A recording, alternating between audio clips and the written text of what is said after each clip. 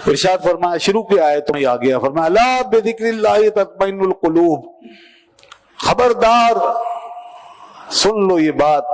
खबरदार इसलिए कर दिया कि लोग इस तरफ आते बाद में हैं, पहली दफा में नहीं समझते, और फिर लोग बहुत से वो भी जो बाद में भी नहीं समझते, मगर जो समझ जाते हैं उन्हें पता है कि सुन लो कि दिलों का इत्मीनान सिर्फ और सिर्फ अल्लाह के जिक्र में है। बस ये दिल अल्लाह ने जो बनाए हैं ना, तो इस दिल की फॉर्मेशन इसी तरह हुई है कि इसमें सिर्फ अल्लाह के जिक्र से ही सुकून मिलेगा, और किसी चीज से नहीं मिलेगा। उल्टी हो गई सब तदबीरें, कुछ न दवा ने काम किया।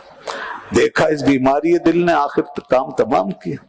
अला बिज़िक्रिल्लाहि तत्मइन्नुल कुलूब, दिलों का इत्मीनान सिर्फ अल्लाह के जिक्र में। आज सबसे ज्यादा इंसान को दिल के इत्मीनान की जरूरत है, तो काम इधर उधर मारे मारे फिर रहे हैं। अल्लाह को याद करें, उसका शुक्र करें, उससे डरें, उसका तसव्वुर करें, वो हमें देख रहा है, वो मौजूद है। रमजान का महीना ये अल्लाह की याद दिलाने का सबसे बेहतरीन महीना है। इन सारी मशकों का यही मकसद है जो हर वक्त हमें शेड्यूल में बांध करके जो चलाया जाता है और एक प्रैक्टिस से गुजारा जाता है, ये पूरा मुजाहदा है। रमजान एक रूहानी एक्सरसाइज है, तो लिहाजा इससे ही सबक सीखना चाहिए। इससे निकल के, यानी हमारी हकीकत का पता पहले ही दिन चल जाता है। जो ही रमजान जाता है और ईद का चांद तुलू होता है, हमारी सारी हालत खुल के सामने आती है, हमने क्या लिया। अगर ईद का दिन आते ही हमारा हाल पलट गया और हम दोबारा वहीं पहुंच गए जहां रमजान से पहले थे, तो इसका मतलब हमने रमजान से कुछ नहीं पाया, कुछ नहीं पाया। रमजान आया था तैयार करने के लिए, कुछ सिखाने के लिए, कुछ ट्रेन करने के लिए, और आपने पहले ही दिन सब उतार के फेंक दिया। नहीं दोस्तों, इस तरह जाया न करो। यही जिंदगी है। रमजान जो सिखा गया है, जो हमें करवा गया है, इसी से कुछ न कुछ लेते रहे, रब को याद रखें। इससे पता चलेगा दिल का सुकून क्या होता है। जितना याद करेंगे उतने अमराज नफ्सियाती, जहनी, कल्बी, रूहानी दूर हो।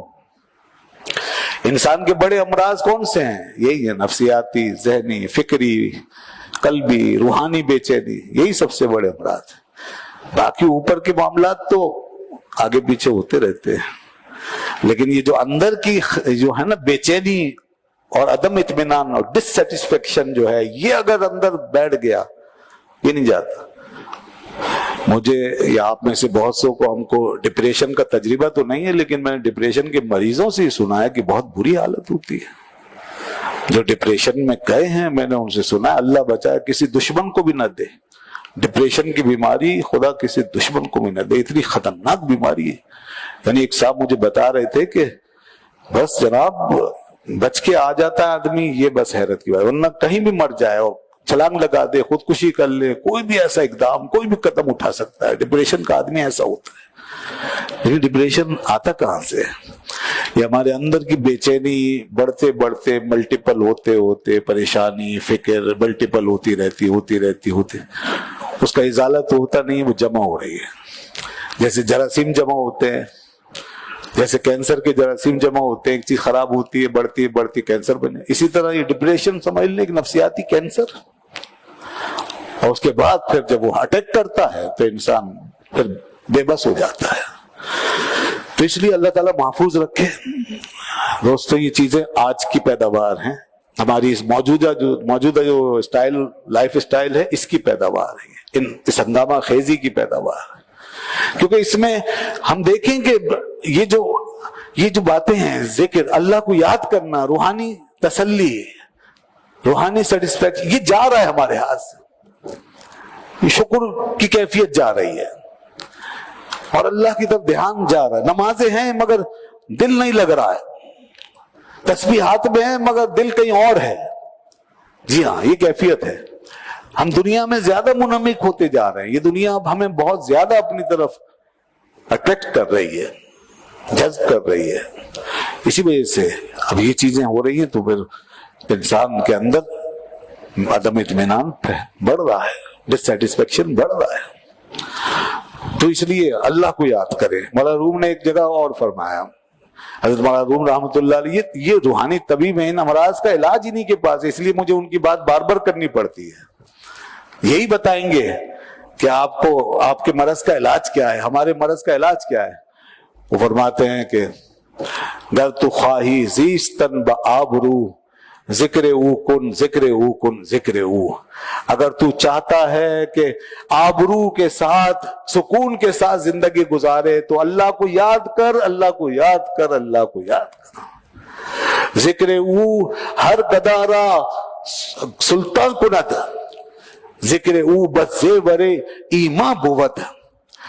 فرماتے ہیں یہ اس کا ذکر ایسی چیز ہے کہ گدا گروں کو سلطان بنا دیتا ہے, ہاں فقیروں کو سلطان بنا دیتا ہے. جتنے فقیر تھے نا وہ سب اللہ والے ہو گئے, اور دنیا کے بادشاہ اصل میں وہی ہیں جنہوں نے فقر اپنایا. فقیر سے مراد وہ جنہوں نے فقر اپنایا, یہ فقیر نہیں جو مانگتے پھرتے ہیں, وہ فقیر اور ہیں اللہ کے فقیر, وہ سارے بادشاہ ہیں کیونکہ اللہ کو یاد کیا وہی بادشاہ بنے. اور ذکر او بزیور ایمان بود.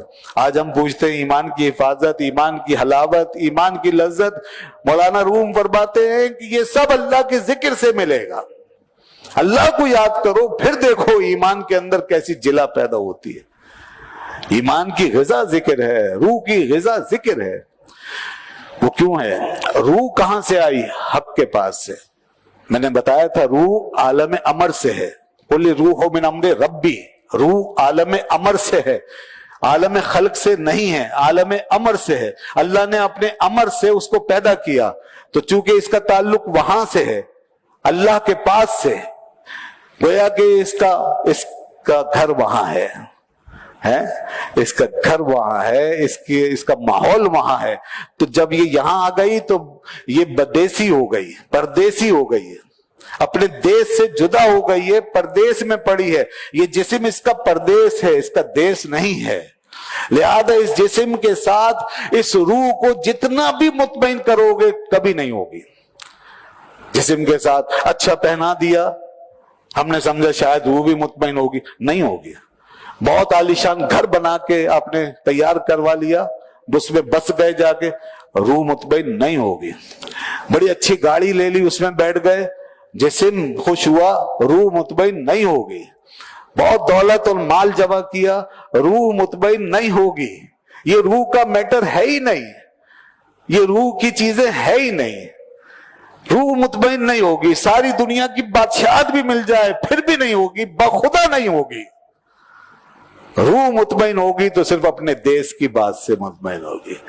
وہ کہتی ہے میرا دیش مجھے ملاؤ, میں جہاں سے آئی ہوں وہاں کی بات سناؤ. اس سے پوچھا کہ تو کہاں سے آئی ہے؟ کہتی ہے میں اپنے خالق و مالک کے پاس سے آئی ہوں. قل روح من امر ربی, مجھے میرے مالک کی بات سناؤ. اور اسی لیے جب جانے کا وقت آتا ہے اس روح کا تو وہیں سے آواز آتی ہے, یا ایتھا النفس المطمئنہ ارجعی الی ربک راضیۃ مرضیہ. آجا, تو میری وجہ سے تو دور ہوئی, میں نے تجھے اس جسم میں ڈالا اور تو دور پڑی رہی اور وہاں رہ کر مجھے یاد کرتی رہی, مجھ سے راضی رہی, میرے لیے تڑپتی رہی. تو اب اللہ فرماتا ہے اے روح اطمینان والی جان, آجا, اب تو اس کے پاس آجا جس نے تجھے بھیجا تھا. کیا صدا ہے, ارجعی الی ربک راضیۃ, لوٹا. لوٹ آنے کا مطلب تو جانتے ہیں آپ سب اچھی طرح, لوٹتا وہی ہے جو پہلے ہو کر پہلے کہیں سے آیا ہوتا ہے تو وہیں لوٹا جاتا ہے. اللہ فرماتا ہے لوٹ آپ تو میرے پاس. تو اس کو لوٹنا ہے.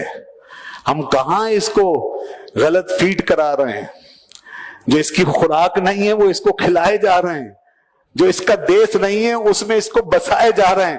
تو یہ کنٹرڈکشن تو ہوگا, یہ ڈس سیٹسفیکشن تو ہوگا, یہ نفسیاتی بیماریاں تو آئیں گی. جب اتنا بڑا تضاد اور اتنا بڑا اختلاف اندر بسا ہوا ہوگا اور اتنا اندر جھگڑا چل رہا ہوگا تو کہاں سے سکون آئے گا؟ سکون کبھی نہیں آئے گا. اس لیے نہ دنیا سے, نہ دولت سے, نہ گھر آباد کرنے سے تسلی دل کو ہوتی ہے, خدا کو یاد کرنے سے. اسے یاد کرو, بس اسے یاد کرو, دل میں بساؤ. اور اس کو یاد کرنے کا مطلب دوستو آج صرف اگر اتنا ہی لے لینا تو آج کے دور میں یہ بھی غنیمت ہے, جتنا آپ نے بچپن میں اپنے بڑوں کو دیکھا بس اتنا بھی اگر کر لیں. اب وہ بھی چلا گیا، وہ بھی چلا گیا۔ آج کے سائنٹیفک دور میں، مادیت کے دور میں، اس کھینچاتانی میں اور نفسا نفسی میں وہ بھی جا رہا ہے، اور ہمارے بچے، اب ہماری یوتھ بہت تیزی سے دنیا کے حالات و اسباب کا شکار ہوتی جا رہی ہے۔ اس لیے کم از کم ان کو وہی کچھ یاد رکھوائیں جو ہم نے اپنے باپ دادوں کو یاد کرتے دیکھا، اٹھتے بیٹھتے اللہ کا نام لیتے ہوئے، صبح و شام تلاوت کرتے ہوئے، گھر میں داخل ہوتے ہوئے، اور کوئی مصیبت آ گئی تو انا للہ و انا الیہ راجعون کہہ کر، یا اللہ جو تیری مرضی ہے۔ یہ بھی اچھا خاصا سکون تھا لوگوں میں اس وقت کا، اور جو ان سے پہلے گزر گئے ان کا سکون اور زیادہ تھا۔ یہ